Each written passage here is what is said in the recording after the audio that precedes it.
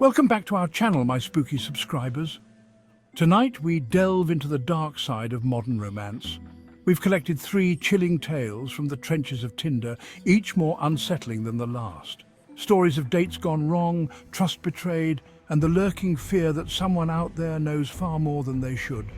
Make sure to hit that subscribe button and turn on notifications. You wouldn't want to miss our weekly descent into the macabre. Our first story takes us to the bustling heart of downtown, where the neon lights cast long, eerie shadows.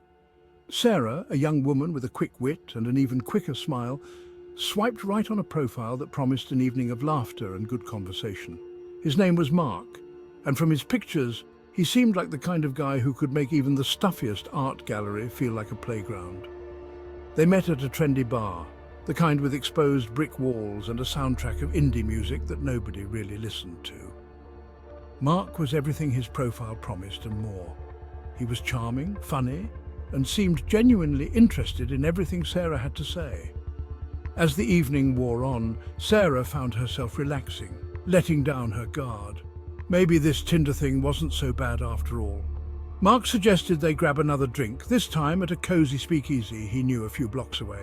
Sarah, feeling a little bolder, agreed. The night was young and she was enjoying his company. They stepped out of the bar and into the cool night air. Mark, ever the gentleman, offered Sarah his arm and she took it, her heart light with the promise of a budding connection. They walked for what felt like hours, the streets growing quieter, the crowds thinning with every step. Sarah, starting to feel a little uneasy, mentioned that the bar seemed further than she expected. Mark, with a disarming smile, assured her it was just around the corner. But the corner came and went, and the streets grew darker, the buildings taller, casting oppressive shadows that seemed to stretch out towards them like grasping claws. Sarah's unease morphed into full-blown anxiety. She stopped, pulling her arm away from Mark's. "I think I'd rather just go home," she said, her voice trembling slightly. Mark's demeanor shifted, the charm vanishing like a mask dropped. He turned to her, and in the flickering light of a nearby street lamp, Sarah saw something in his eyes that sent a chill down her spine. It wasn't anger or frustration, but something colder, something that spoke of a darkness she couldn't even begin to comprehend. "But the night is just getting started," Mark said, his voice a low, guttural growl that seemed to slither through the air. Sarah, her heart pounding in her chest, turned and ran. She ran as fast as she could, her breath catching in her throat, the sound of her own footsteps echoing in the empty street. She didn't dare look back, but she could feel Mark's presence behind her, a palpable darkness that seemed to seep into her very bones. She finally stumbled onto a main street, the familiar sights and sounds of the city a welcome relief. She hailed a cab, her hands shaking so badly she could barely hold onto her phone. As the cab pulled away, she risked a glance back. Mark was gone, vanished into thin air. But the fear, the bone-chilling certainty that something was terribly wrong, lingered long after the cab had disappeared into the night. Sarah never saw Mark again, but his disappearance haunted her. The memory of his chilling smile, the way his demeanor shifted in an instant, sent shivers down her spine. She couldn't shake the feeling that she had been lucky, that she had narrowly escaped something truly sinister. The experience left an indelible mark, a chilling reminder that in the world of online dating, not everyone is who they seem. Our next story centers on Emily, a photographer drawn to the beauty of abandoned places. She loved the stories whispered by crumbling walls, the secrets held by forgotten spaces. On Tinder, she matched with Jake, a fellow photography enthusiast who shared her passion for the past. Their conversations were filled with shared interests, and Emily felt a spark of excitement. Maybe she'd found someone who understood her artistic soul.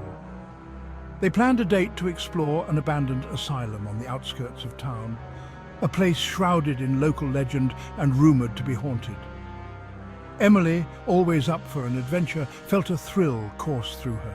This was her kind of date, a chance to indulge her love of the macabre with someone who appreciated the beauty in decay. The day of the date arrived, but Jake didn't. Emily waited at the rusted gates of the asylum, her phone silent, a knot of disappointment tightening in her stomach. As the sun began to set, casting long, eerie shadows across the overgrown grounds, She gave up and headed home, a sense of disappointment settling over her. The next day she received a message from Jake, filled with apologies and excuses. He'd had a family emergency, he said, and hadn't been able to get to his phone. Emily, wanting to believe the best, accepted his apology. They rescheduled, but again, Jake was a no-show. This time, his excuses were more elaborate, his messages more frequent, bordering on desperate. Emily, though initially understanding, began to feel a prickle of unease. Something felt off. Jake's online presence, once a source of comfort, now felt suffocating. He seemed to be everywhere, liking her posts, commenting on her photos, his digital shadow looming large. Then came the packages, arriving at her doorstep with no return address. At first they were harmless, small trinkets related to their shared love of photography. But the gifts grew increasingly personal. Items that only someone who had been watching her closely would know to get. Fear, cold and sharp, began to claw its way into Emily's heart. One evening, while developing photos in her darkroom, she heard a noise outside her window, a soft scratching like fingernails on glass. Her blood ran cold.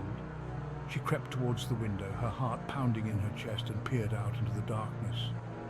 There in the shadows stood Jake, his face illuminated by the eerie glow of his phone.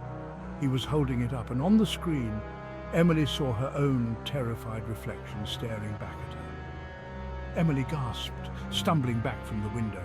Jake, startled, turned and fled into the night. Emily immediately called the police, her voice trembling with fear.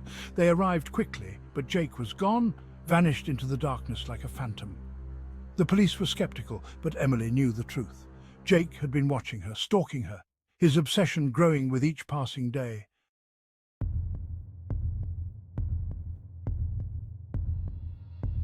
Chapter 3. The Imposter. Our final story takes us to the quiet suburbs, where danger often lurks beneath a veneer of normalcy. Olivia, a bookworm with a penchant for classic literature, found herself drawn to Ethan's profile on Tinder. He was a writer, he said, and his profile was filled with quotes from her favorite authors. Olivia, intrigued, swiped right, hoping for a connection as deep and timeless as the words they both cherished. Their first date was at a cozy bookstore, surrounded by the comforting scent of old paper and the promise of untold stories. Ethan was charming, witty, and seemed to share Olivia's passion for the written word. He quoted poetry, discussed symbolism with an ease that made Olivia's heart flutter. He was everything she'd hoped for and more. As the weeks passed, their dates became more frequent, their connection deepening with every stolen glance, every shared laugh. Ethan was everything Olivia had ever wanted in a partner. He was attentive, supportive, and seemed to understand her on a level that no one ever had. But there were things, small inconsistencies, that began to chip away at Olivia's certainty. Details about his past that didn't quite add up, stories that changed slightly with each retelling.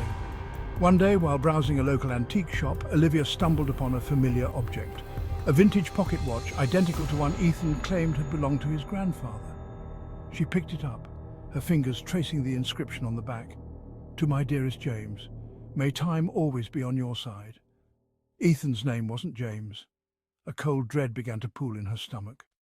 That evening, armed with a growing sense of unease, Olivia decided to do some digging.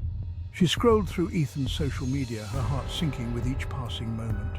The photos, the stories, the life he portrayed online, it was all a lie.